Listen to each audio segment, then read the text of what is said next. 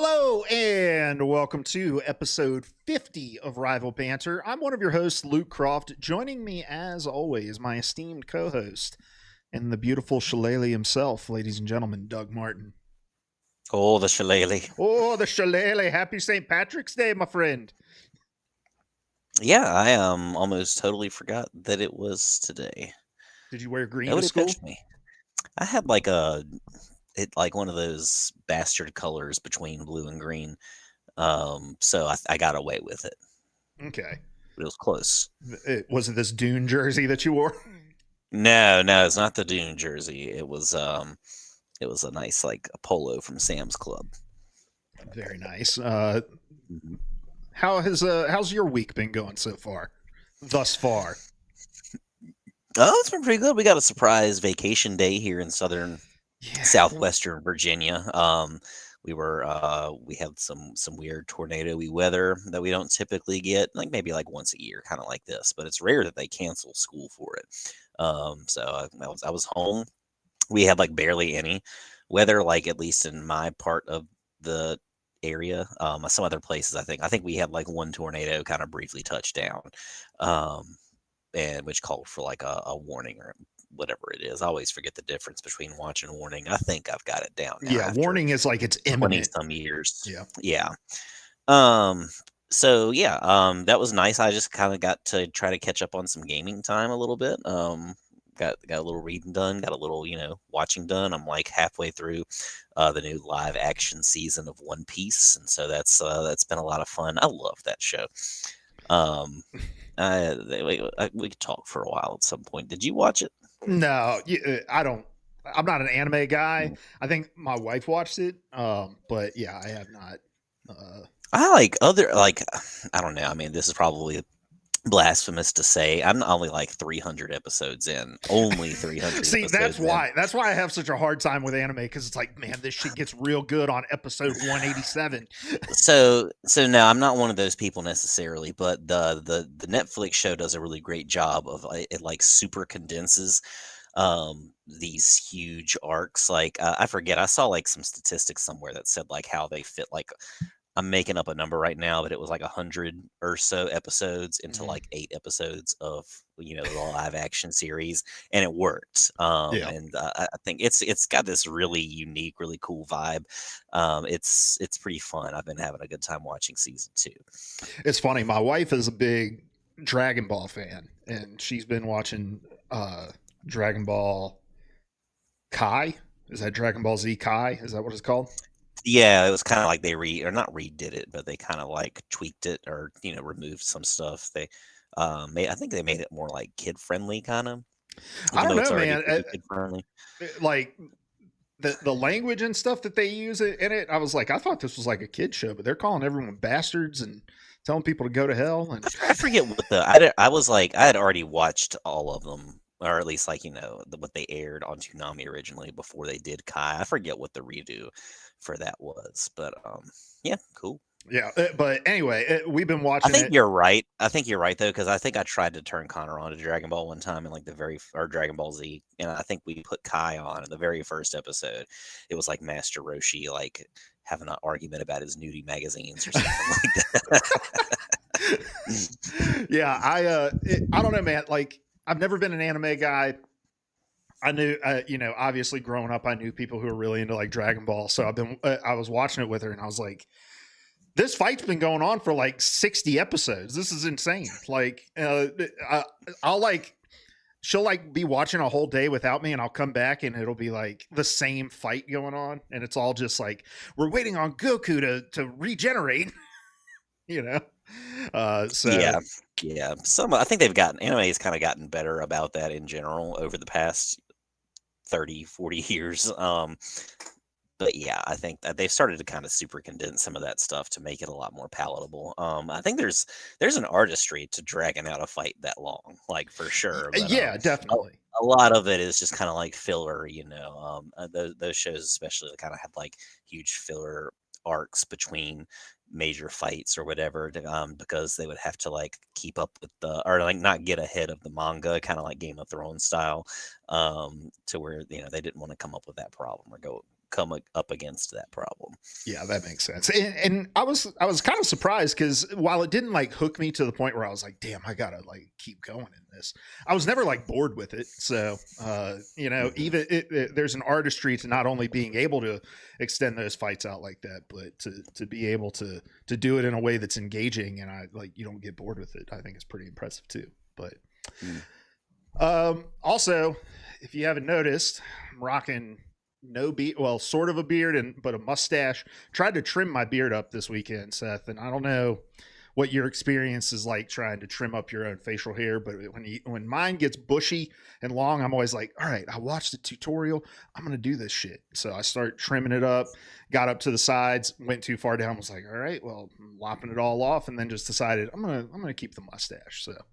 So here we are. It's sometimes, yeah, I kind of get to that point. Like you'll notice I've done mine kind of too. I think we didn't even discuss that we've done mine. I don't think since it happened. It was probably about maybe a day or two before you did. But yeah, I get to like a point. I'm just like I get tired of the beard and like I don't want to have to shape it up or do anything. So I'll just like every once in a while I'll just be bold and bad and I'll just shave everything and look like a baby whale for a few days and baby beluga. And then I'll miss it and get the stubble back and all that. I kind of just went to the stubble this time. Bridget says she likes this length, like she doesn't like it when it gets super bushy. But I did I like the stash look that you've got, and I might go with you on that here soon. Honestly, dude, like Sunday, I was like, I've made a dire mistake. But it's grown on me, man, and I think it's like growing on my wife too. I think she's digging it, so I might. Who knows? Might keep it's up growing with on it. your face too. It's also growing on my face. I put a little beard oil in it this morning, combed it. Ooh, yeah. I just get annoyed by mustaches, but especially when they start to curl over my lip. Yeah, and I'm like, I don't want to. I hate maintaining things. Especially like stuff like that. I should probably take a lot more care of my body, but whatever. We probably need to start talking about Marvel Rivals. We probably do. We got a shitload to get to. This is Rival Banter, and I'm also looking at the skies, seeing if any kind of god's returning, because Seth's the one keeping us on track today. But this is Rival Banter. We get together every week and talk about all things Marvel Rivals, and we're actually doing it live over here on twitch.tv/itishoagie. That's my Twitch channel, and so you can watch us record live at 8:30 Eastern time on Tuesdays. Shout out to Nick Tacto in the chat right now, who says, happy Tuesday, guys. Looking forward to hearing your thoughts on season 7. I think it's going to be a banger season. Spoiler, we're not going to talk about season 7 today. Nothing really to talk about. I got you. We're going to talk about season 7. We're going to talk about season 7. Don't you worry. We got plenty to talk about. But you can also listen to this podcast in full on YouTube and on podcast services everywhere on Wednesdays. You can also follow us on social media at Rival Banter on Instagram and TikTok. Wherever you're watching us, make sure you're liking, subscribing, following, and leaving a comment. Let's jump into some listener comments from last week, Seth. Also, join our Discord, guys. Come on. You can talk about Marvel Rivals with your friends. Make new friends. Slide into people's DMs. Slide into Seth's DMs. I don't know. Don't do that. Don't slide into Seth's DMs. I don't have space in there.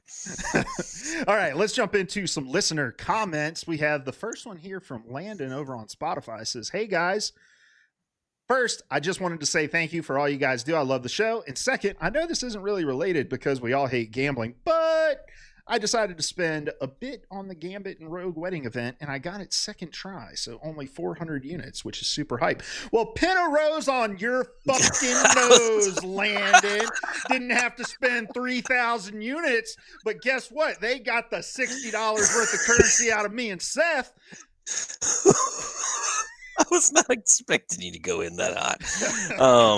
I was gonna just go like, well, Lottie freaking da or something, and let it go. But damn, boy. Yeah, number one, I love the positivity that you start this comment off, Landon. Thanks for the compliment. It just feels good to know that even though you're doing something kind of weird and kind of dumb on a weekly basis, that 6 or 7 people may watch. It's nice to know that it is well received by those 6 or 7. And I also did not know that that was an emoji, the hand heart thing. Hmm. No idea that they had done that. They've done all kinds of stuff out If you flip there it in the upside down, hand, butt cheeks.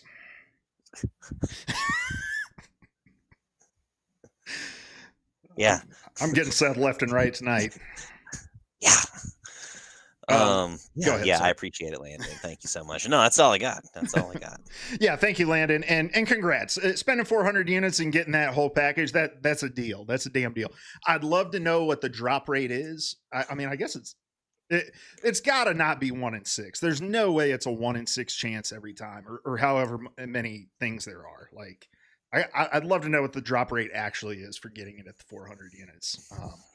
But no, I think I spent all. No, I didn't do the other gotcha one. I think I tried a little bit with some free units that I had and didn't get it after a couple spins.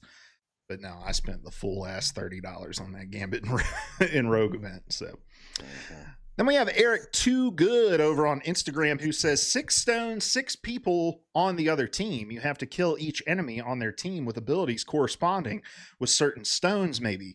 Talking about what Thanos might look like later on this year if he gets added as a character. What do you think of that, Seth?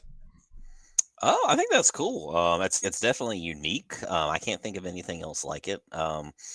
Still kind of like our ideas better a little bit, but I acknowledge this. Maybe we can kind of meld them together and make something kind of new and funky with that. I do think that it's got a lot of appeal. Like the idea, I don't know. Well, actually, sorry, that was a different comment. No, I'll save that for the next one coming up. All right. Why don't you read that one for us, Seth, and I'll react to both these. I sure will. I'm so glad I have it up here. Trench Warfare 049 says, I think it'd be awesome to have him start as basically Hulk. I think I said something like that as well last time. Or maybe that was somebody else, like some other character. I don't remember. But basically Hulk with no abilities, and every ult is another stone that gives him a button or passive, and the 7th ult just kills the entire enemy team. It would add a bit of fun add a fun bit of narrative in the games, like Rogue desperately popping their ult to stop it from happening, or Adam Warlock coming in clutch with his. I do really, really like that idea. After today's Guang Guang special, after that video that came out, I don't know if that would necessarily be feasible in the upcoming meta, which we'll get to, that stuff later. But I don't know if in season 7 onward we're going to be getting the opportunity to get 7-ish ults in a game. That will probably be like a feat, a miraculous feat with what we've got coming up, but we'll see. I mean, if they were to do something like this, I'd have to imagine that each ult would like scale. So like the first one you could get pretty quick, but it's like low impact, and then as it goes on, maybe it takes longer or something like that. Yeah, I like that a lot, actually. I think the one thing, like, I like this idea. I like the sort of the meta game within it of like, oh shit, like you're having to keep track of how many times he's ulted, and then the like frantic trying to stop the 7th ult from like team wiping you or whatever. I think that's really cool. I'm not sure how fun it would be to play into like over and over again, but as a concept on paper, I really like it. I do really like the 6 stone 6 people thing, and I think we did kind of mention that connection last week when I was like, is it 5 or 6 stones, since I don't know anything about lore. One thing is like, how do you track if you were to do the like you have to kill each person? Like, how do you track who you have and haven't killed, with especially if they're like switching characters and stuff like that? But I'm sure they could figure out a cool way to do that. Then Jones Bruh over on YouTube says, I have a feeling Thanos might be a tank. As a melee character with the gauntlet, he will probably have some ability where he can teleport dash, something similar to Phoenix, and maybe he can gain health with while dealing damage. So does the Infinity Gauntlet allow him to teleport? Or does he just teleport naturally? I think no, not naturally. I think supernatural. Something like that. Yeah.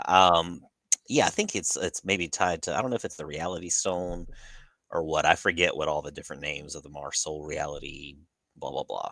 But yeah, because I think if I'm remembering back to Infinity War, I think like that was that after the snap when he like kind of like steps back into a portal or something like that? Maybe I'm misremembering what happened with that, but I don't know. I'm not sure if you're expecting me to have any kind of like life no, raft for you, but not one bit. No. No, but I feel like it's I've definitely seen Iron Man 2. Go ahead, sorry. No, that's all I got. I feel like it's doable. Yeah, we can make it work. Yeah. Then Kevin Moore 4355 over on YouTube talking about the new victim compensation protocol or whatever, says we still don't know what they determine to be throwing.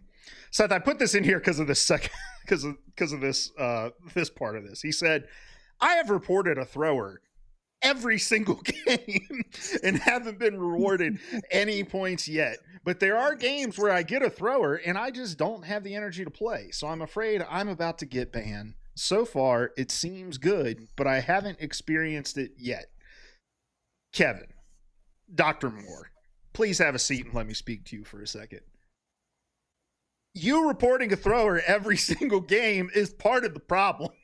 There's no way every game you've gotten into has a thrower. And look, this is like, how does the system determine what's throwing? Honestly, I think most people have a terrible time determining what's throwing versus just somebody being bad at the game, right? Like just because or having a rough night, or having a rough night. Like just because your squirrel girl is 3 and 9 or whatever doesn't mean they're throwing. Maybe they're just crying because their girlfriend broke up with them like right before they hopped on, and they're just trying to let off some steam. Yeah, for sure. It was the Space Stone, by the way. I looked that up. He uses after the snap. He's got enough juice left to do a Space Stone teleport away from Wakanda. Thank you to Google Gemini. Speaking of Space Stone, did you see that Ohio got struck by a meteor today? No.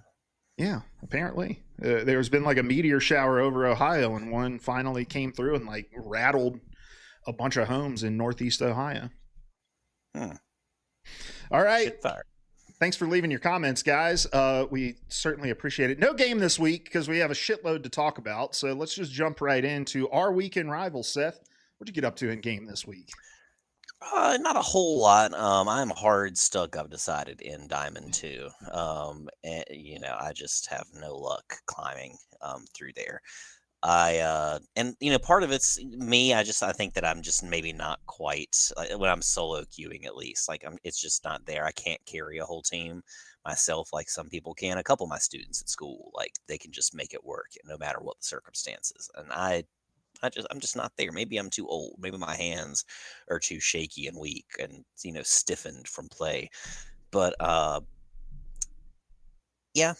I feel like I'm there. I also like it's the real world stuff. Like I got on like the kids were busy. They were doing something yesterday while we were having our tornado day. And I'm like, I could probably play 1 or 2 comp matches, no problem. And like the kids didn't bother me at all.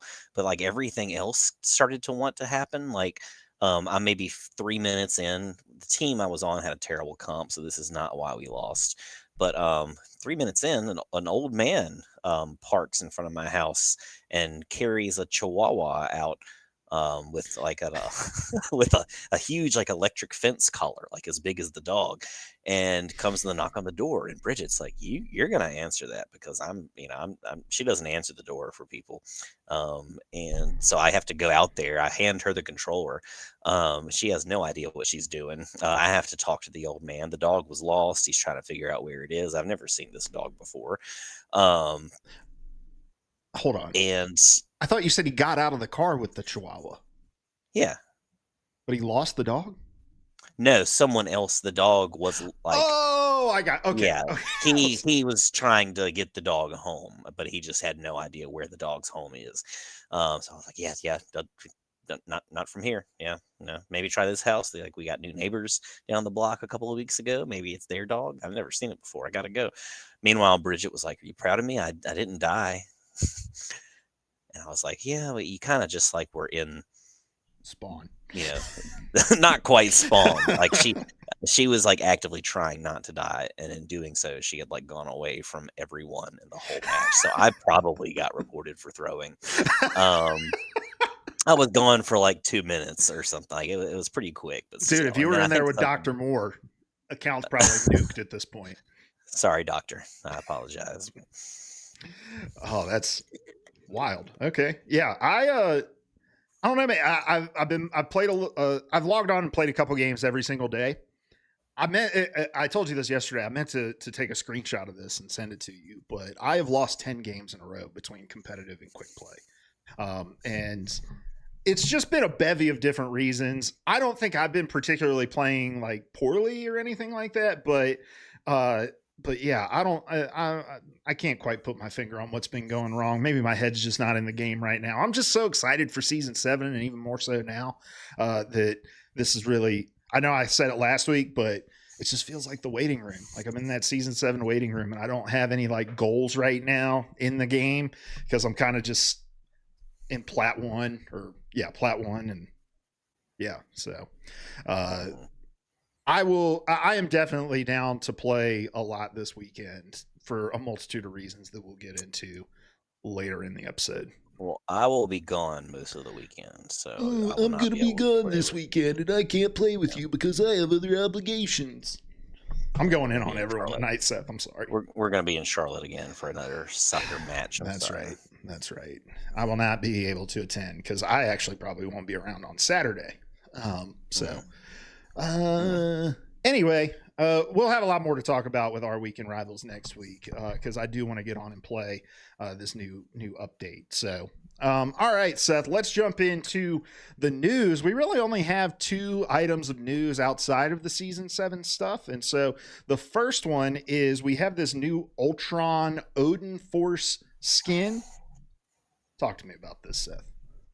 I think it's a good looking skin. Ultron, maybe not the best looking character in most metas, but I think like this definitely kind of adds a little bit of the razzle dazzle, like some of that I don't know, the Norse appeal. I think that I wouldn't have expected this as a skin. I didn't notice or do any research to see if it's a part of an arc or in the comics, or if it's just kind of like a Rivals original. But I really like the idea. I like the emote.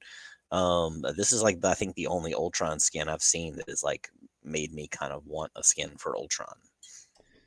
Yeah, this was the first time and I know there's not a ton of Ultron skins already, but this was the first time I saw an Ultron skin and was like, oh, they actually like did something pretty unique with this one. It's kind of like Gambit. Like it's hard to beat the first one. Like he just has like a pretty cool design. Like I don't know. I haven't seen too many things that are like crazy good or better than that skin. So like why change it up if you don't really need to? Yeah. And Nick Tacto in the chat says, I thought it was a new Thor skin at first. When I saw the name, that's definitely what I thought. And maybe even when I saw a still of it, I thought that too. But yeah, Odin Force Ultron. I don't know what I'm curious what the lore is behind that. I'm sure DC Brenton over in our Discord can let us know after he listens to the episode. That guy knows everything about Marvel. Also, I just saw the Punisher Marauder Marksman skin. Let me apologize up front, guys. I've been running around all day dealing with stuff. I didn't get home till like half an hour before the episode, so I'm not as prepared as I normally like to be. But yeah, this Punisher, they're continuing that Marauder line with the Punisher skin this week as well. I like that too. And now you know how I feel because I'm always running around and barely able to make it onto the show. So I never have any idea what's going on. That's okay. We can be the blind leading the blind this week. Mm-hmm.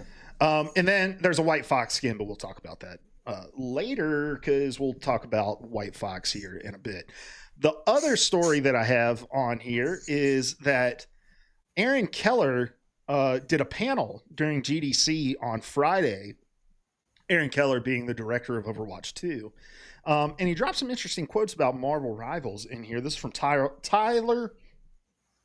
Wild with contributions from Wes Fenlon over on PC Gamer. And here's the quote from Aaron Keller. Quote, Marvel Rivals definitely had an impact on us in a lot of different ways. End quote. And then he continues on later and says, quote, I think one of the biggest ones was seeing the amount of excitement that new players to Rivals had for this big drop of heroes. It got us talking about, hey, what if we could just drop 30 new heroes into Overwatch? What would the player reaction to that be? Because it almost felt like the release of that game was something like that. And then basically implying that it kind of influenced the 5 new characters that were released with this new season 1 of Overwatch, the like reboot of Overwatch. Thoughts on this, Seth? Well, when I first read the headline before I clicked on the article, I was like, oh shit, like somebody, I know like GDC and a bunch of stuff has been happening. I was like, oh shit, did like the 2 teams get in a fight or something? Because it says that they pushed the Overwatch team. I was imagining a scuffle. But no, I think this is really cool. Like this is like the, arguably the cool thing about capitalism is that we found it. The one cool thing about capitalism. It's that competition increases and improves what we have or what's available. So like we had Overwatch, which arguably is like or at least has been kind of like stagnating, and you got this kind of fresh new thing that has like changed things up, kind of like a riff on something that was already great and cool. And they can kind of take the new ideas, make new ideas off of that, or kind of like do what they've done just in a different way. And they kind of iterate upon each other, bounce back and forth, and that's how we kind of keep getting cool shit. That's how art works. So yeah, I mean, I thought this was awesome. I'm all for it. Yeah, I love the I love the creative freedom that's created by a question that is like, what if we dropped 30 new characters in Overwatch at one time? Like, when I was at Golden Guardians, I was a senior brand manager there. One of my big responsibilities was I was the executive producer for GG Melee, and we did seasons each year. And no, man, it doesn't feel good when it's done to you. But we did like 3-month-long seasons for Melee, for our GG Melee channel. And after each of those seasons, we would sit down as a core team and we would have a whole day brainstorming session. And the thing I would always say to the team is like, this is not a place to talk about budget. It's not a place to talk about like process constraints that we've had in the past. It's not a place to like relitigate what we've done in the past. Today is about like new ideas and just kind of boundless imagination. And I feel like going to a team and saying like, okay, let's plan one hero at a time that we're going to release every few months is a very different conversation than like, all right, guys, sky's the limit. We're going to drop 30 new characters. What would that look like? I just think that's such a good, like, take the reins off, take the sort of like guardrails off of the conversation, and let's just go wild. What would we want to see? How would it impact the game? I'm glad to see they settled on 5 because I think 30 new characters at one time would be a little bit ridiculous. But no, you're right. This is exactly why we keep talking about how important it is to have 2 viable competitors within this space. And it doesn't look like they're working to push one another out of the space. They can coexist in it, and it's just like, that meme that's like, oh wow, 2 cakes, and that's what it is with Overwatch and Marvel Rivals. Mm-hmm. All right, well, let's jump into our main topic of the day, Seth, and this is where we're going to park for the next little while. We got our season 7 information coming in hot all day today, and we're going to start with, let me make sure that it is muted. Great. We are going to start with the Dev Vision video and just kind of go through the news as they talked about the news. So our boy Guang Guang, Double G, as he's called over there on Reddit, speaking to us about new heroes and new maps. We have our first new hero that has been revealed for Season 7, and it is going to be White Fox. And I'm going to pull this trailer up. White Fox is going to be a strategist character. And she looks cool as hell, not gonna lie. The trailer for the season itself with White Fox and Black Cat was badass as well. But Seth, what are your kind of first thoughts on White Fox? I am just kind of like at a glance again. Like I thought the trailer was cool. I think it's important to kind of like with the overall like Marvel Cinematic Universe or like any kind of big story. I think it's kind of important to like step back and mix things up a little bit or kind of take a different tone or vibe with the story. And I think this kind of seems like what's going on here. It's kind of like a little smaller, a little more insular. Um, the whole White Fox thing, I think, is kind of cool to like make her as this kind of new and slightly original character, more like kind of in the Luna Snow vibe. Like she's not original to Rivals, but she's from that same, what was it, Marvel Strike Force or Yeah. something like that. Okay. So yeah, you're getting that. This whole story is kind of built up around her stepping in and fighting against Fisk and all that. It's kind of a little bit more down to earth, even though there's a bunch of 2099 future invasion stuff going on. It's kind of centralized to New York. It's not like we're having huge fights with Celestials from outer space coming down, or whatever, playing chess with people like on that one map. Yeah, this is cool. I think I do like it. It's not my favorite, if I'm being honest. I kind of like more like the Rogue and Gambity stuff, but maybe I'll kind of learn to love this character or these characters as I kind of see this story play out and see them kind of get introduced to the game. I am pretty optimistic. I haven't watched the video. They came out with like a kit video for Oh, did they? White Fox today, right? Oh, did they? I'm I sure thought they they did. did. Like I said, I've missed some stuff today, probably. I thought maybe I saw it, but I know they had like just kind of a hint. They kind of basically went over some of her abilities in the dev video. So whether that's true or not, whatever. But she sounds awesome. She sounds like, we'll get into her abilities here in a second. She sounds kind of like a Gambit 2.0 to me at a first glance, but with some major differences too. Yeah. Yeah, let's talk about her abilities for a second. Because again, I said this with Elsa Bloodstone. She's got a pretty straightforward kit, and I think that is what Rivals needs a little bit more of right now, rather than these kind of Deadpool Gambit style characters with huge ability sheets to have to catch up on. Um, so essentially, from what I gathered from the videos that I was able to watch, she's able to heal people with her primary fire, but she's also going to have a charm that she can send through her teammates to heal them, and then it'll charm enemy players that it hits. So I'm imagining they'll be CC'd for a moment and walk closer. Think uh, like Emma ult, how Emma's ult does to people.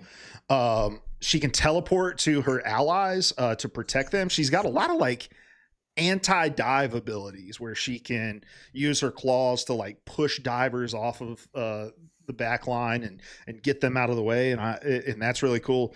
And then her ultimate grants lifesteal to her teammates and unstoppability to her teammates. So kind of a unique way of approaching the like healing output for a strategist ult, where it's kind of on your team to go in and do an ability. And I think that's where you're kind of saying it's a lot like Gambit. Like you have to use that ult to be aggressive to keep your team in the fight. I'm really curious That what that usage is going to look like. Yeah, for sure. And I don't mean like she's like Gambit 2.0 and that like she has a crazy complex kit, but kind of Yeah. like that, I don't feel like it's as straightforward as like as an Elsa Bloodstone, even though she's not super straightforward, like if you kind of get down to like her passives and all that. Mm-hmm. But yeah, this I'm optimistic. I can't wait to see it and kind of like see what all her buttons and abilities do. But sounds cool, sounds interesting, kind of sounds like that, or the charm thing kind of makes me think of like Zenyatta in Overwatch, at least like kind of hearing it. I'm thinking about like his orbs and stuff. Oh, I'm like sure it's Discord different. orb. Yeah.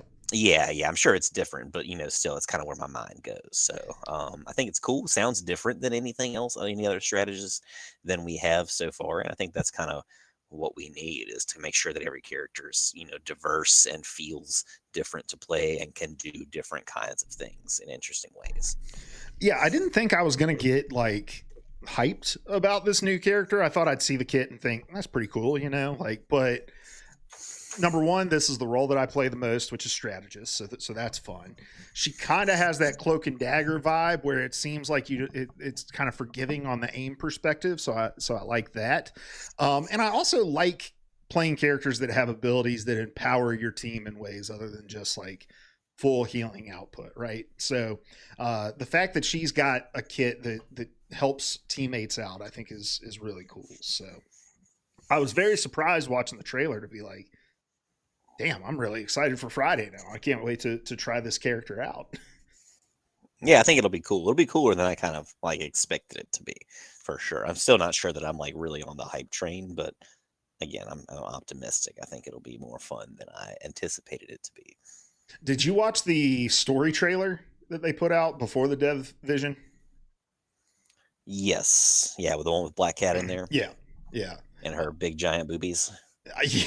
Yes. That's what, they knew it, and they know exactly what they're doing with these trailers, man. Like That was my first thought because I saw some or other article somewhere else where they were like, I forget what it was, but it was like somebody from the dev team being like, oh, we never really planned to make these Gooner skins. I'm paraphrasing here, but like you didn't have to do that to Black Cat, you sons of bitches. Like you know exactly what you were doing. You like ginormousized her in ways that she didn't necessarily need to be, and you put them like she's dangling upside down. Yeah, that's the thing.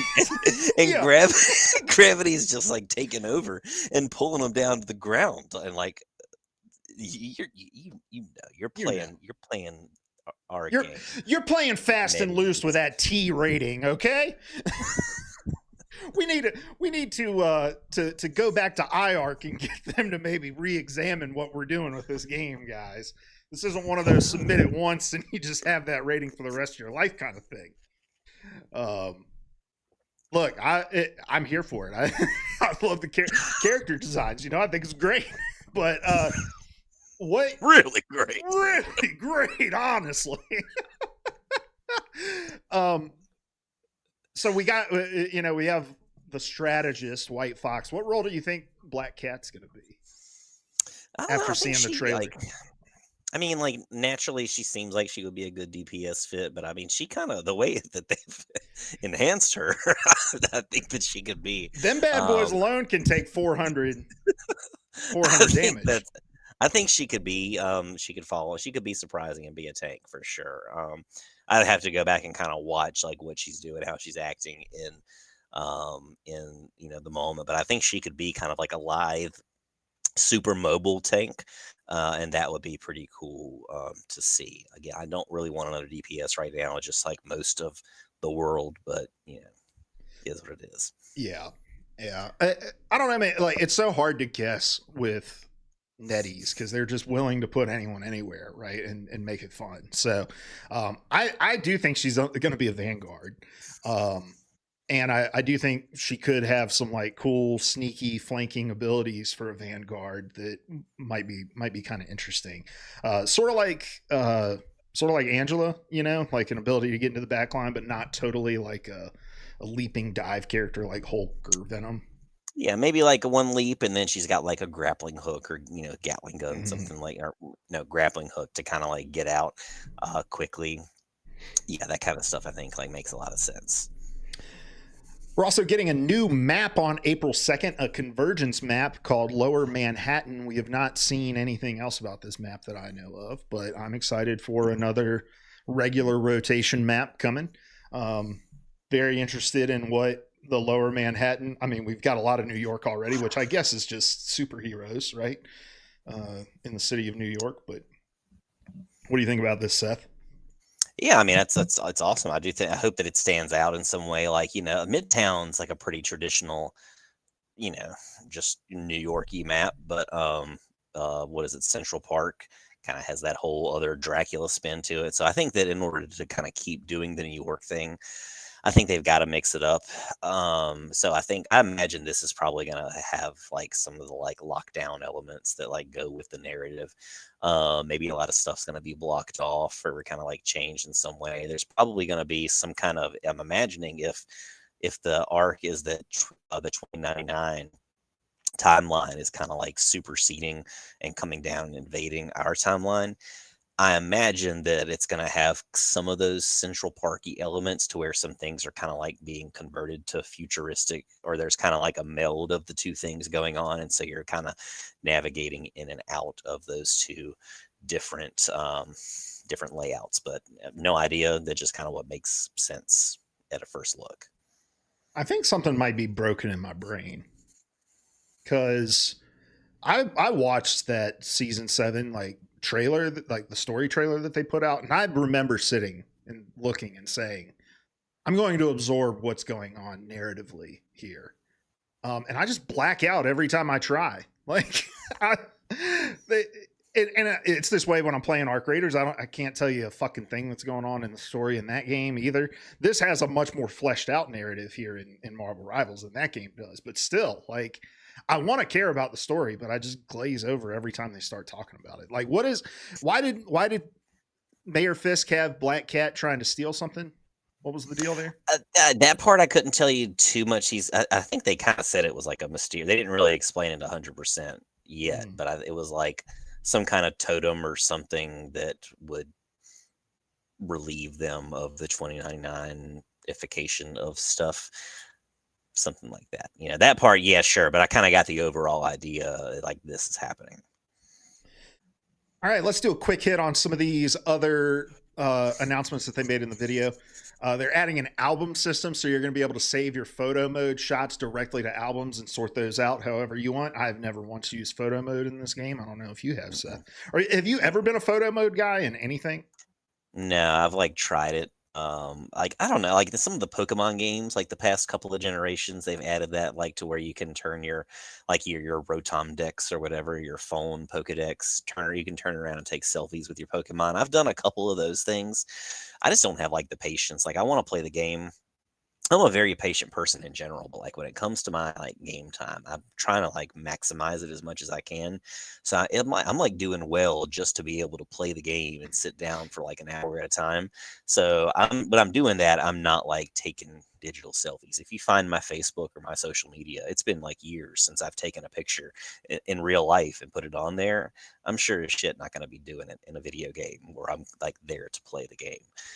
But it's cool. I'm glad that it's there. I could see the appeal for people that do this kind of thing. I think especially with some of like the emotes and the Central Park stuff that they're doing and continuing to implement, I think, I mean, it just makes sense. And I think it will be fun to kind of see this stuff out in the wild.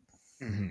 To me, it feels too much like work. Like, I already I have to do that stuff at work, like capturing gameplay and screenshots and shit like that. So jumping into a photo mode just feels like that. It also, I remember when photo mode started to kind of become a thing, and it never really felt like it was something for the fans as much as it was to just kind of like circle jerk as a developer over how great your game looks. Like, oh, we're going to add this photo mode to The Last of Us Remastered so that you can take pictures on top of this building overlooking the giraffes. It's kind of like marketing as well, because they always kind of want you to, like, they challenge you to share those pictures on social media. Like PlayStation's always, they've got like a monthly theme where they get you to like, they want you to go and, you know, take photo mode pictures of certain games or games from a certain theme and go and like they'll repost some of the ones that like the best ones that come from fans out there. And I mean, that's cool.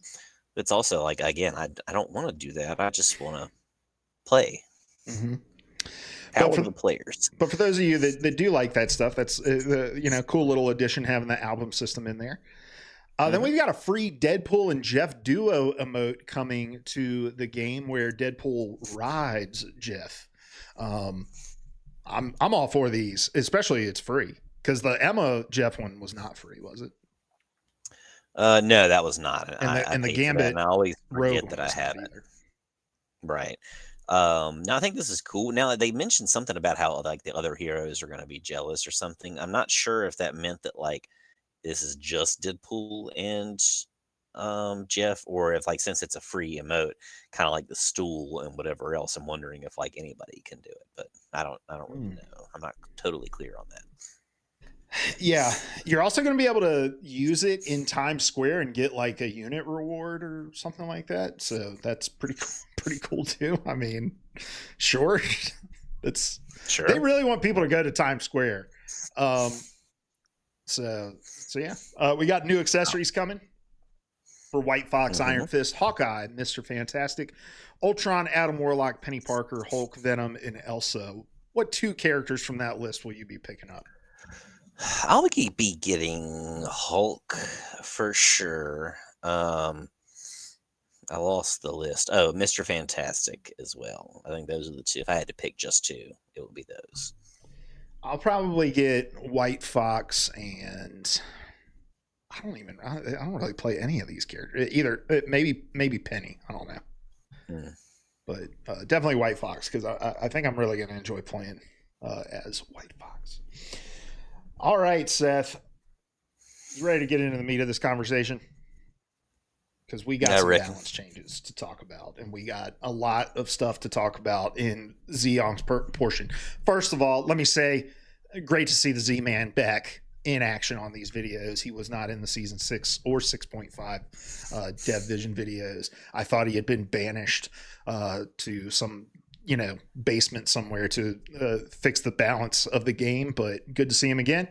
And they talked a lot about sort of philosophy of balance, and we can go through all of these here in a moment, but what I really want to talk about is the sort of retrospective on season 6 that they gave, where they were kind of trying to position or trying to put some context around how do the different kind of role lineups work, how successful are they. And they shared this graphic, and I'm just going to share this screen. This is our show notes, so it's not going to look great, but I took this screenshot from the video, and they made a point to say that 222 for 2 Vanguards, 2 Duelists, and 2 Strategists had a close to 60% use rate across all ranks and a 53% win rate across all ranks. And then if we go down to some of the triple strategist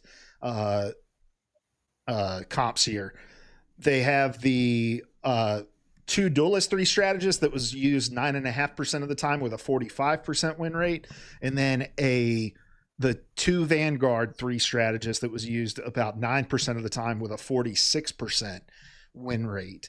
And they talked about how they kind of came to these numbers where they would assign, a point value for these compositions winning versus these compositions losing, and then it would be weighted based off of the amount of time that a team was in those within a game. So, like, for instance, let's say you play 70% of the game 222, 30% of the game as triple support, then they would give 0.7 points for the win to 222 and 0.3% or 0.3 points for the win to triple support on that. So, Seth, I've got a ton of thoughts about this, but wanted to get your thoughts on it first. What do you make of these numbers? Do you think this is even like great context?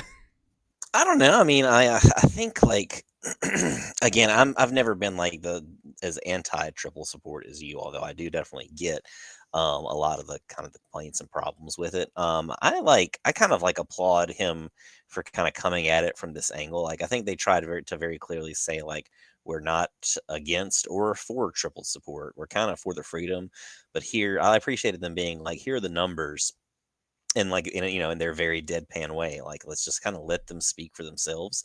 And you kind of see from that the numbers, like, are just telling you, like, 222 is kind of how most people typically try to play it, even when it might not seem that way. And it typically tends to be the most successful when you kind of play a more traditional meta. Of course, that is all dependent upon, like, you mentioned the words dive and poke over and over and over and over and over again through that video.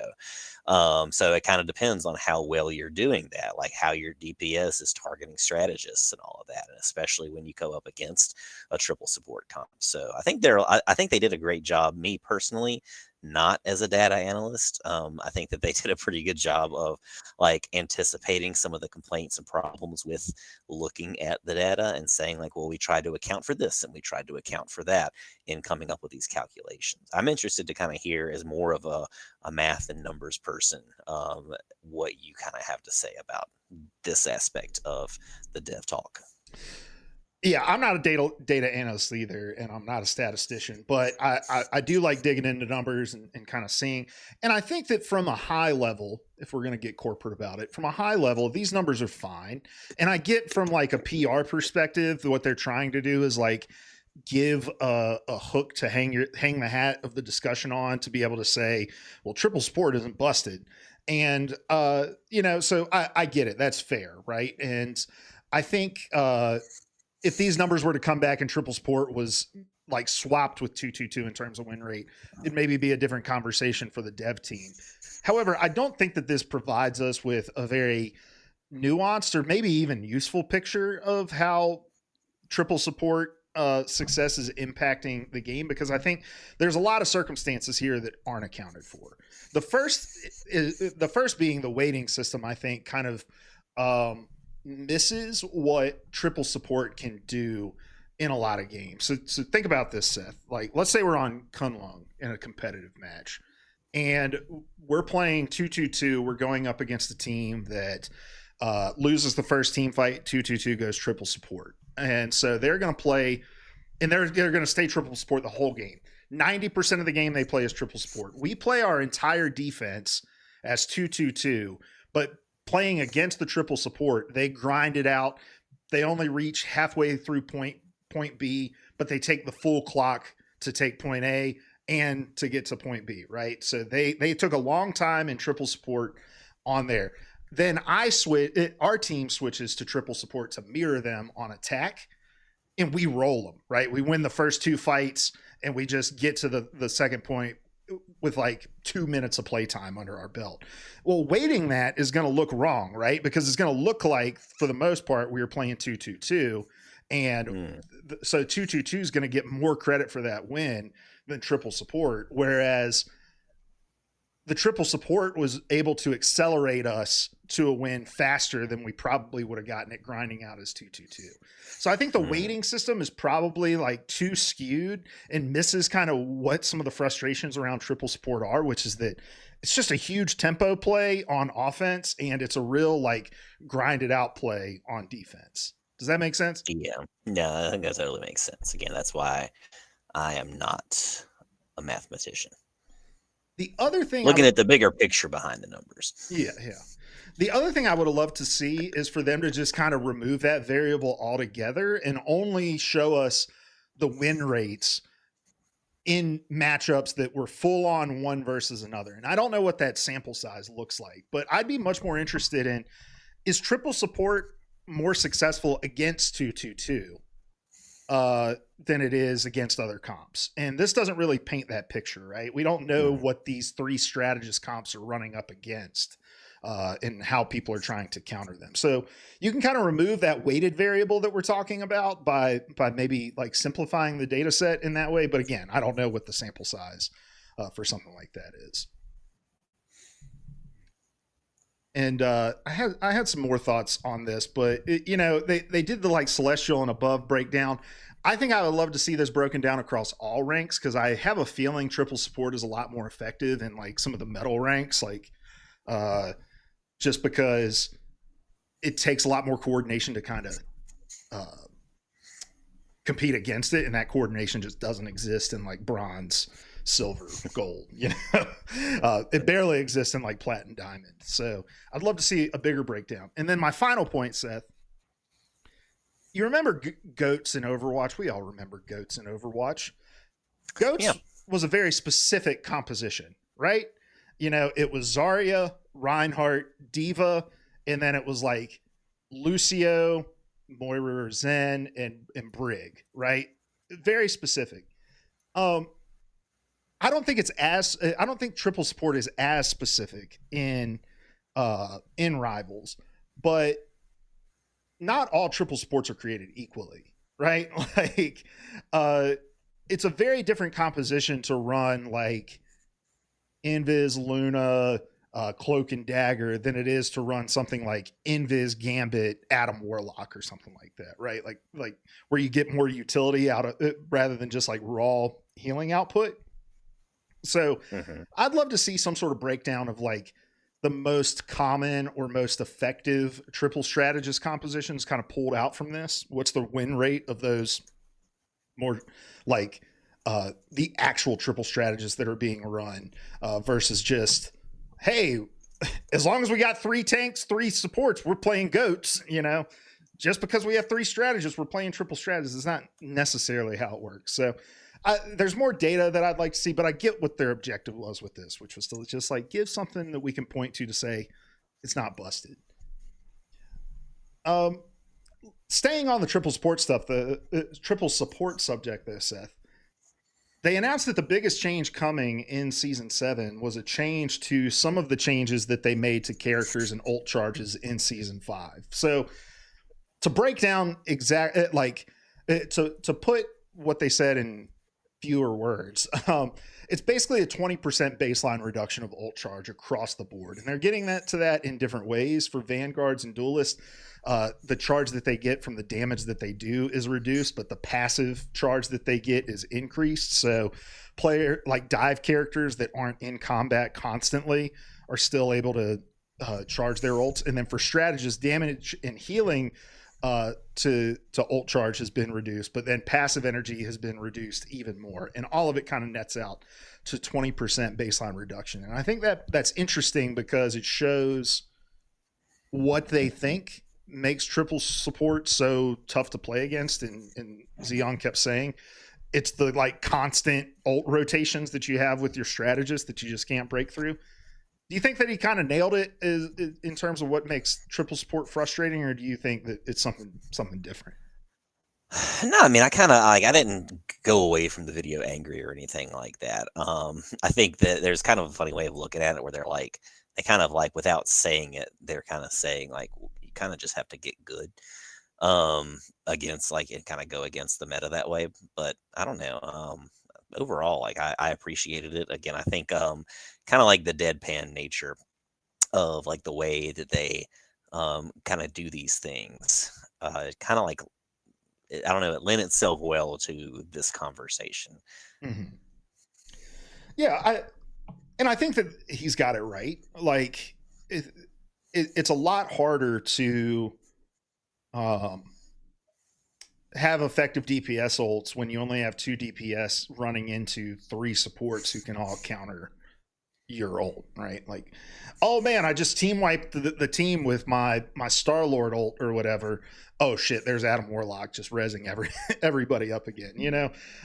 So I find it interesting that this was where they went, but this is something that everybody, I mean, a lot of the community's been asking for. Like, we need this sort of cross the board nerf for everybody. And I'm glad that we got it. It shows their willingness to listen, and it shows their willingness to, you know, make big changes to the game. Like, this is a core change to the game.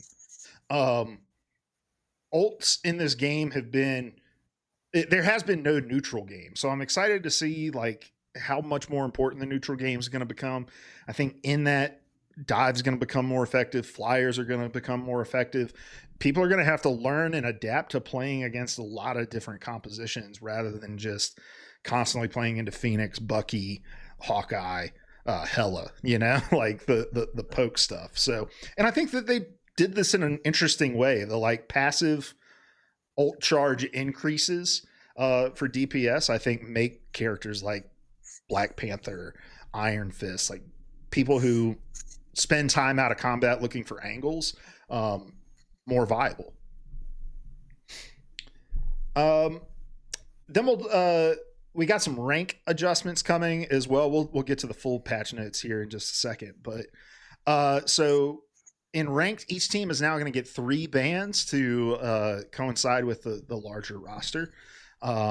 Placement matches are now going to factor in your personal performance, which I didn't realize that wasn't the case. I guess it was just like a pure win-loss kind of deal for those first 10. And then they're adding Shin Shibuya back to the map lineup. So the convergence map there. What do you think about these changes, Seth? I like all this stuff. I think they're really speaking my language. This is the kind of more of the stuff that's getting me excited about the kind of the shakeups that they're doing to the game overall. I think it's been a real sweaty couple of seasons. Like, I feel like just kind of every match. And it's fewer and far between, which is great. Like I'm not rolling or being rolled every single time, but I do think like in steps like these are important, especially once we've kind of gotten into a meta for a little while. I think it's important to kind of make these changes to change up the overall gameplay feel and kind of just like add stuff. I've kind of missed Shin Shibuya. I didn't think I would way back when, and I'd kind of forgotten about it, to be honest. But then I've forgotten that it wasn't a competitive map. But yeah, I'm kind of glad to see it back. Yeah, it's interesting that we're getting Shin Shibuya back and we're not getting the Idris, whatever the Dom map is, the Royal Palace maybe is what it's called. Yeah. Not interesting in the sense that it's unexpected, but I think it just goes to show how poorly designed Odin's Archive is, because they've said like Odin's Archive is the reason that map is not in competitive rotation. Hell yeah. So I'm curious to see if they make any changes to that in the coming up seasons to get another Dom map in there, because with Shin Shibuya getting added and then the Lower Manhattan being a convergence, we're going to have 2 new convergence maps basically being added back in, because Shin Shibuya has been out since like season 3 or 4, something like that. I thought it was sooner than that or earlier than that, but maybe I'm not a launch. What's that?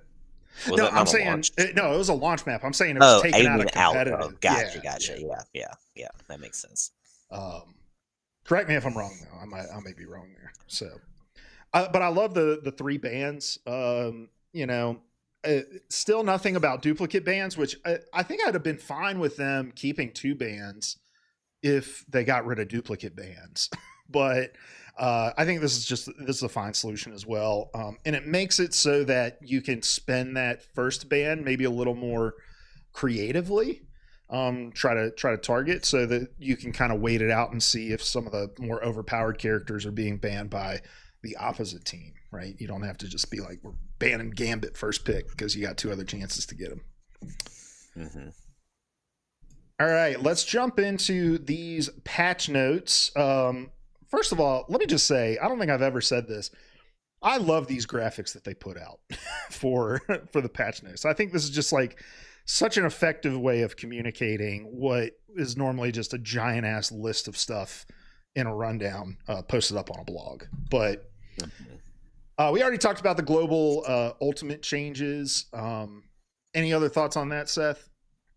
No, I'm kind of excited for it. This is like the stuff I think you've been kind of talking about for a while. Like one of the big differences between this game and Overwatch is just like how the ult economy feels. And I'm excited for this. Like I do think that's going to drastically reduce the amount of sweat that goes into those like, clutch overtime fights. Sometimes I don't know. I played a ranked game today, and it's happened several times over the past week or so where like the first fight and the last fight just go on eternally. Like they just do not end. Mm-hmm.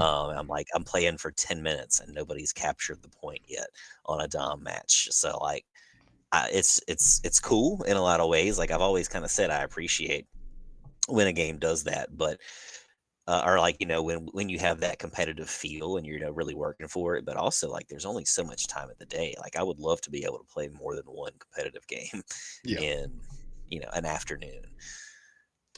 Yeah, I mean, we're all going to be kind of relearning the game. I think both me and you have gotten pretty good at ult tracking in this game, and it's a little easier in this game than it is in like Overwatch, because of if somebody hasn't ulted in a fight, you can probably assume they have it. We're going to have to kind of relearn the tempo, and I think it's going to make characters that kind of benefit off of knowing when the other team has their ults a little harder. Put players like Rogue, players like White Fox, who makes people unstoppable, which will be able to stop a bunch of ults that happen. So it'll be interesting to see just kind of how overall the feel of the game changes. But let's jump into some of these specific ones. So our Vanguard changes, we have Angela, who is getting some adjustments. She's going to be better on the ground and less pesky in flight. And then her ultimate ability damage and control have been slightly hit. So Probably overall a nerf, but mostly adjustments. And we got Cap, who every character that has something that kind of impacts ultimate charge gets a change here. So reduction in that charge for his ultimate ability. And then when leaping dash is set to toggle, Captain America's last 4 ranged sentinel strike shield throws won't be interrupted by leading dash. I don't know what any of that means because I don't play Cap, but does this, I know you are a Lord Cap. What does this change sound like to you? I think it's I know you know me. I also like being a Lord Cap. I typically don't worry too much about like the names of stuff. Um, so I'm guessing leading dash is like when he's like his run, like where you can toggle his Mm-hmm. running, his sprint on and off. I'm guessing that his last 4 range sentinel strike shield throws, like when he kind of has that combo, like when you get several different hits, like his primary attack on the enemies, that he starts like automatically throwing his shield, and it's not linked to that same cooldown as like the singular throw. I'm guessing it's with that. It's if I without going back and looking at like the names in the kit or whatever. So he's just going to be an even bigger backline menace with that change. Yeah, so like when he dashes in, I think the leading dash is okay. Yeah, it's definitely his Yeah, run. That's the only thing you can toggle with him. yeah. So,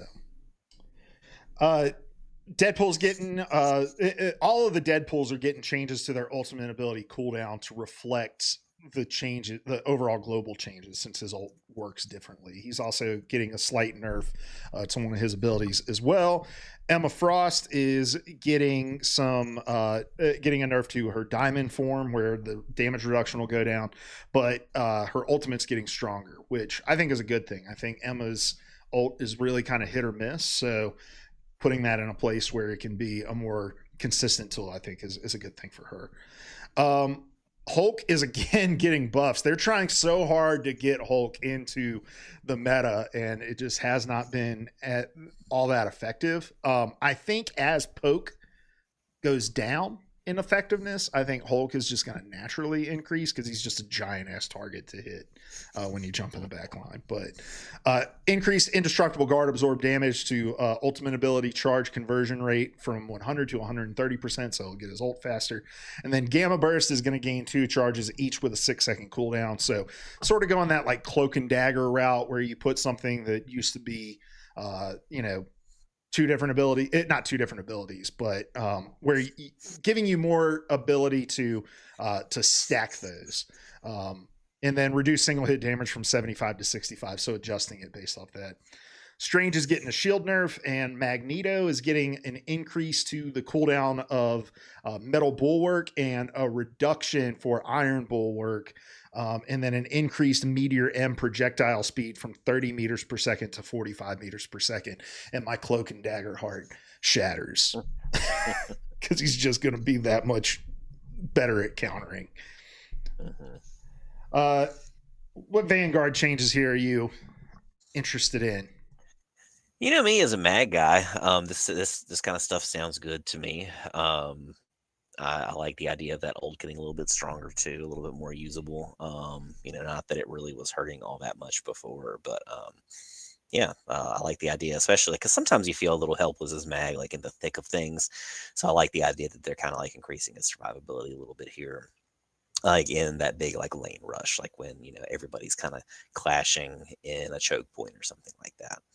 Yeah. Duelist changes.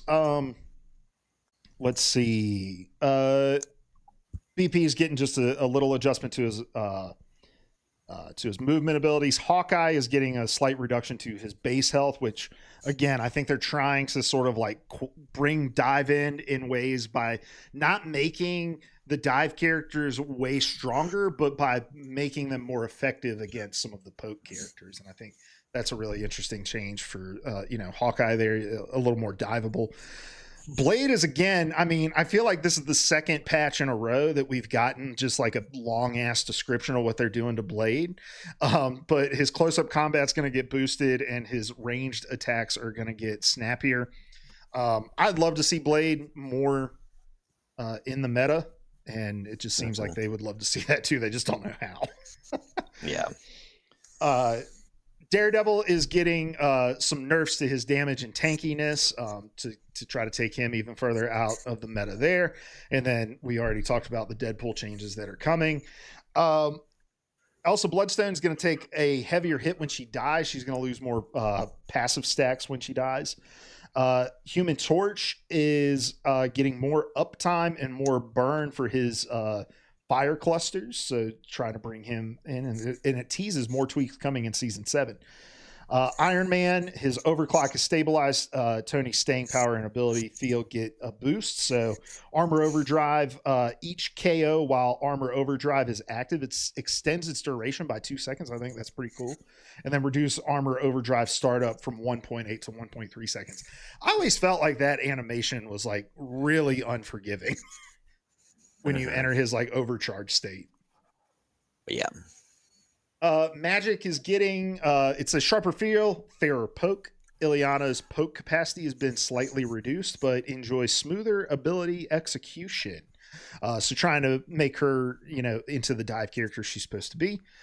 Psylocke's combat capability is slightly increased, so the crossbow cooldown reduction to other abilities on hit gets a 0.05 second increase. I'm curious to ask Larry when he plays how big a difference that makes, because that's wild to me. Mm-hmm. If he ever plays again. If he ever plays, he might just be an Arc Raiders boy for the rest of his life. Then Winter Soldier is getting a reduction in the spell field damage on hit from 65 to 55 to his, I think that's his secondary fire ability that he throws out.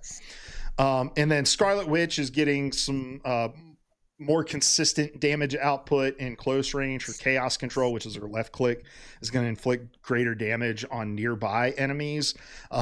And then whilst allowing more frequent use of her right click, which is the big burst. So trying to bring Scarlet Witch into here. Okay, Seth, what duelists here jump out to you? I think, it's about time that Bucky got a little touching. I think same kind of thing with Daredevil. I think he's kind of gotten better, or maybe people have kind of learned how to deal with him a little bit more. But it's nice to kind of have some more official nerfs coming at him. I still haven't really been concerned as much with Elsa as some people have been, but I guess the idea is out there enough to where it's kind of manifested in these nerfs as well. Overall, cool. It's nice meaty list of changes coming up. Yeah, the one Elsa change I didn't mention is she is getting a reduction to the bonus health that she gets from 2 of her abilities, which I think is one of the main reasons people get really frustrated with Elsa. Is it's so hard to kill her in a 1v1, because if she has any of those abilities up, she was getting 40 extra health. They reduced that to 30. Yeah, I am interested in what they're doing with the flyers. Iron Man, I think, is one of those characters that can be hard to deal with if you don't have DPS kind of looking at him, or a tank who can get him out of the sky. And I think making him more effective is going to bring the flyer meta back in a little bit more as well. But yeah, I agree with you on the Winter Soldier stuff too. I guess the Scarlet Witch stuff is a little bit of a counterplay to Iron Man, though, right? She can get up to Iron Man and harass him. Mm-hmm. All right, let's move on to the strategists. Gambit is getting some adjustments. So his ultimate ability, ultimate charge acceleration to allies, is going to be reduced from 30 to 20. Again, trying to reduce the amount of ults that are in the game. Reducing the movement boost from 50 to 40% that he grants to his teammates during ult. And then increasing additional single target explosive damage, enhanced damage ratio from 20 to 25%. So nothing happening on the healing side of things, but I do like nerfing I didn't realize it was 30% on the increase for those ult charges. So reducing that, I think, is going to be good. Those feel like pretty good changes to Gambit. Invis is getting a reduction to the Guardian Shield healing from 25 to 15 per second, and then an increased healing over time when she goes invisible. the changes we already talked about with Deadpool. And then Luna Snow, Idle Aura new effect, reduce Ice Art's cooldown by 2 seconds whenever a hero with Idle Aura takes part in a KO. So that's and that counts both self and the ally. So I think that's pretty interesting as well. You can throw that on the guy that's diving the back line. He gets a couple KOs and your cooldowns get reduced. Pretty sweet. Mm-hmm. Any yeah, of those? What's that? Just what Luna needed. I don't know. I feel like she hasn't been as much of a menace. She's not been as much of a menace lately. So, but the Gambit thing, I feel like he's just been nerfed into the ground almost. But like they keep nerfing him, and he keeps kind of still being relevant. So I don't know. It makes sense, I guess. Like we'll kind of see how he feels moving forward. But it seems like he's just so kind of well rounded that like it's hard to kind of know what to do with him. He's got so much built-in utility into his kit. I mean, with a cleanse, with an anti-hit, like all that sort of stuff. I feel like the only thing you can really do without just straight up taking abilities away from him is just tweak the math like they're trying to do. And it's really his ult that's been the most oppressive. I don't think he's like super tough to deal with in the neutral at this point. Right. I do like the invis changes. Guardian Shield is one of the most busted abilities in the game. And so now it says, hold on, let me read this. So less healing in the fray, better reset out of it. Sue's self-healing during combat is nerfed, but her out of combat recovery gets a boost. So is this just a reduction to the Guardian Shield healing that she gets if she puts it on herself, or is this to everybody? That's what it sounds like. And then like, I guess when she kind of does that jump away and turns invisible or whatever, then she gets kind of a boost to her healing. Okay. I guess it's incentivizing you to kind of jump out and like use that escape ability a little bit more. Yeah. They are removing 2 team ups, the duality dance, which was the Luna Atom one, which I almost never saw. I forgot it was a thing, to be honest. I totally forgot it existed because I feel like I never see atoms, or if I do, it's in quick play. Yeah. And then Jeff NATO is getting taken out. So Jeff is finally losing a team up ability. He still has like 8, 9 more, but he's losing out on that one. Then the new ones, and I think both these sound pretty cool. We've got a White Fox Luna Snow team up. So as the team anchor, White Fox is going to gain the 10% increase in healing effects. But then Luna unlocks the new Spirit Fox Accord ability through her team up ability with White Fox. And from what I understood is that's like, follows her around and can like heal and protect her in some kind of way. So interested to see how that works. And then Cosmic Cyclone is a Storm Adam Warlock team up. So Adam Warlock is going to gain the Heavenly Harmony ability. So the way that this works is when he is in his flying mode, he will leave a trail behind him that heals teammates, and I think gives them a speed increase as well. Yeah. Did you see this? Yeah. I saw it in the video. I did not make this connection as a 35-year-old man. I'm pretty good about kind of eyeballing this stuff and seeing it. But no, it wasn't until a student approached me today and was like, "Did you see Adams getting a crop dusting ability?" I was gonna say that. I was gonna say he just leaves a fart. I did not think of it like that. I imagine that the developers at NetEase probably did not. Maybe it's a cultural difference. Like they might not have thought about, how the stank lines, how dumb we Americans can be over here. Yeah, going yellow was a choice because it's like a gold trail, Right. But look, they might be opening this up to a Jeff skin that turns his spray yellow, which I keep asking for. God help us. Piss on me, Jeffrey. Piss on me, Jeff. I don't know. Overall, I'm really excited about this patch, man. Like the game has felt a little bit sort of stale over the last season because of some of these issues. And I think that these are a lot of change. I haven't been on like the subreddit or on, any of the social media seeing people's reaction, but I feel like this is a lot of stuff people were asking for. There's not a whole lot that's missing that I can think of that I would like to see. I mean, Black Widow still sort of, just ignored and left out in the cold somewhere. No changes to her, but That's fine. that's fine. That's fine. But I think it's also cool. Like we didn't, we saw like a Hawkeye nerf in here, but we didn't see anything for like Hela. We didn't see anything for Phoenix. Is there another poke character that I'm missing? Like, so it seems like that sort of emergency patch did some of the things they were expecting it to do, to poke. So, but I don't know, man. I'm like rejuvenated about the game and feel really excited about season 7 overall. Like, where would you put your excitement level at 1 to 10? It's kind of like it kind of caught me off guard today. Like my expectations, they weren't necessarily low; they were just kind of like mid. But I think like with all of these changes, I could be let down. But I'm in like a 7 or 8. Like I'm not, I'm not like a bored again. Like I just sat through Revival or something like that. But that's a Christian church thing for those of us in the South, if you weren't aware.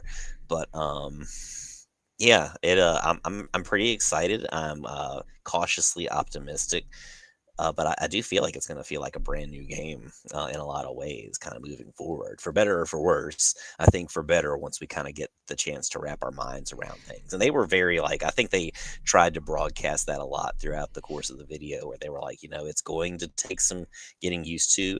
There are even more changes that are going to be coming around 7.5 if all goes well. They're like, we're going to be constantly testing these things and trying them out to make sure. Which is all, of course, part of the process always, but still, like, very, very intrigued, very excited. Not like, over the moon, 10 out of 10, but, I'm here for it. Yeah. I think I would put myself at like an 8 or 9. I'm really excited about White Fox, more excited than I thought I'd be, like I said earlier.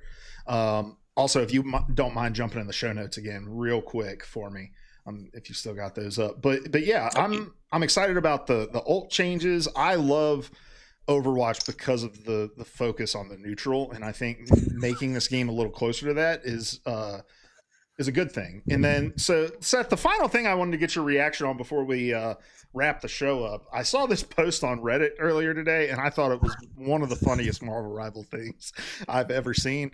But somebody posted, "Oh hell nah, they got my man Double G flabbergasted," and this is him at the Rivals Assemble event during the cosplay contest, just absolutely geeking.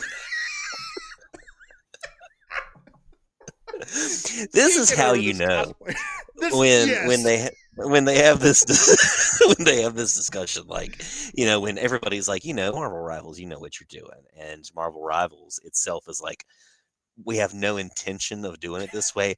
Look at that face. Look at that, man. That is a man. He's in awe. Like that lady is his god in this moment. Mm-hmm. He lives and breathes for her.